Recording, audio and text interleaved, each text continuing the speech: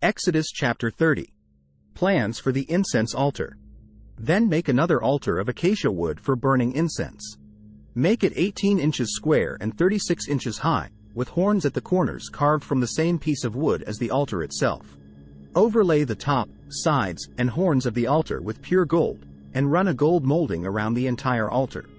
Make 2 gold rings, and attach them on opposite sides of the altar below the gold molding to hold the carrying poles. Make the poles of acacia wood and overlay them with gold.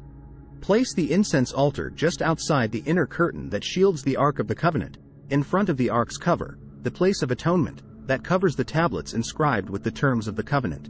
I will meet with you there. Every morning when Aaron maintains the lamps, he must burn fragrant incense on the altar. And each evening when he lights the lamps, he must again burn incense in the Lord's presence. This must be done from generation to generation.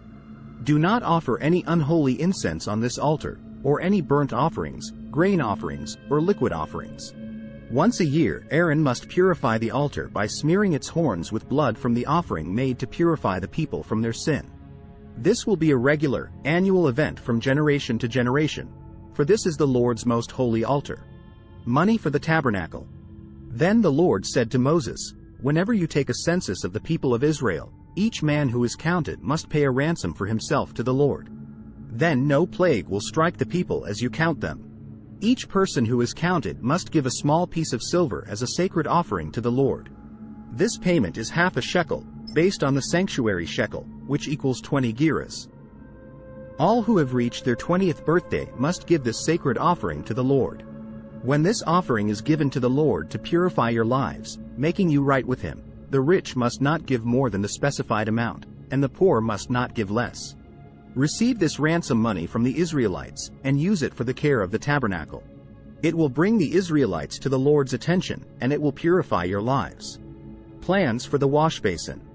Then the Lord said to Moses, "Make a bronze wash basin with a bronze stand. Place it between the tabernacle and the altar, and fill it with water. Aaron and his sons will wash their hands and feet there. They must wash with water whenever they go into the tabernacle to appear before the Lord and when they approach the altar to burn up their special gifts to the Lord, or they will die. They must always wash their hands and feet, or they will die. This is a permanent law for Aaron and his descendants, to be observed from generation to generation." The anointing oil.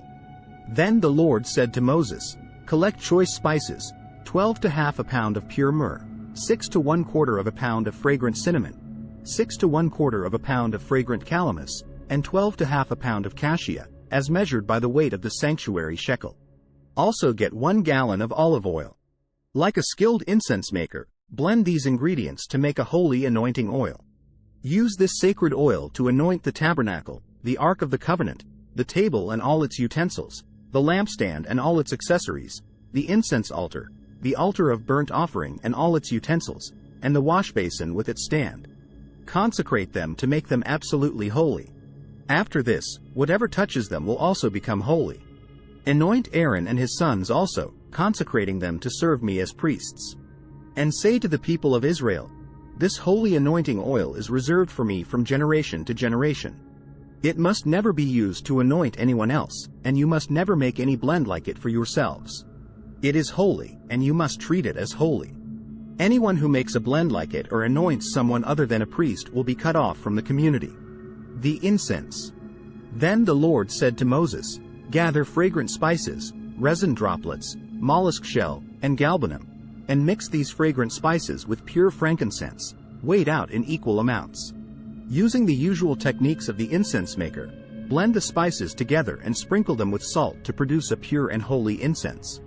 Grind some of the mixture into a very fine powder and put it in front of the Ark of the Covenant, where I will meet with you in the tabernacle. You must treat this incense as most holy. Never use this formula to make this incense for yourselves. It is reserved for the Lord, and you must treat it as holy. Anyone who makes incense like this for personal use will be cut off from the community." Thanks for watching.